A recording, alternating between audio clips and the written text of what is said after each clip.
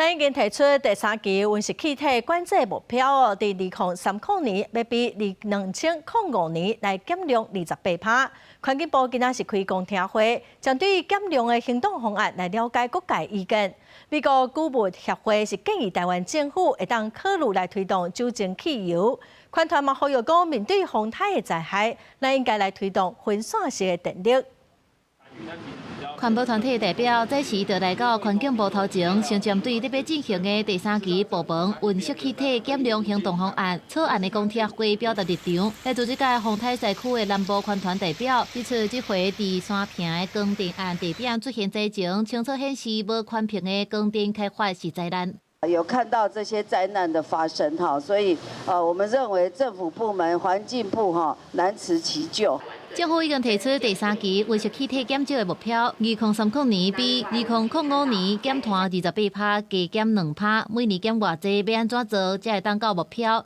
大部门拢爱提出行动方案。透早举行的头一场公听会，是联湾部门针对这个灾区停电几十日，有环团建议应该推动分散式电力系统。风灾来，照理来讲，我们再生能源是最能够在地发电，也是刚才委员讲的分散式的电力。